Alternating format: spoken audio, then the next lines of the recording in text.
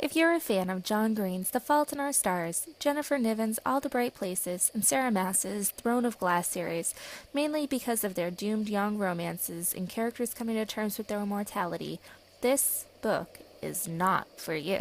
This is Denton Little's death date. This novel takes place over 48 hours leading up to the main character's eventual death, as hinted to in the title of the novel. It is dry, sarcastic, and humorous, and it's about a topic that is seldom found hilarious. Death. Denton Little lives in a world much like ours, except they have astro-venangle genetics, also known as ATG. ATG is a combination of science and statistics developed by Nobel Prize-winning scientist Herman Morensky that is 100% accurate in predicting the date of death of everyone in the world. The only catch is, you do not know how you will die. Tests are performed on newborns to determine their date of death. Like most people, most teenagers will go on to lead very, very long lives. And then there's Denton Little. His death date is tomorrow. He is what they call an early.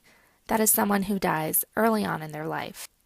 But fear not, Paolo is Denton's best friend, and his death date, though not listed, is shortly after Denton's. Like many young people making the most out of their lives, they enjoy partying.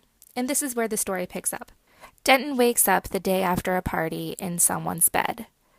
But it's Veronica, Paolo's older sister, who is definitely not his girlfriend Taryn. This takes place on the day of Denton's sitting. And a sitting in this story is basically a party for people instead of a wake where they are literally waiting to die, which this time just so happens to be on the night of senior prom, which is no big deal, right? Right, except instead of enjoying his sitting, Denton is breaking out in purple splotches, and so is Veronica, who he slept with last night. Could this be some sort of strange STD? But then Paolo gets it, and Taryn too, and a strange note arrived for Denton that has him questioning everything. And to make matters worse, a crooked cop just can't seem to leave Denton alone. It seems like Denton will never get to rest in peace with all these strange things happening to him on his death date. Will Denton ever find out what happened last night? Will the purple splotches kill him and his friends too? Will Denton find a way to come to terms with his death? And more importantly, will Denton put the pieces together before his death? Or is this whole thing just crazy enough that Denton will live through it and defy the odds?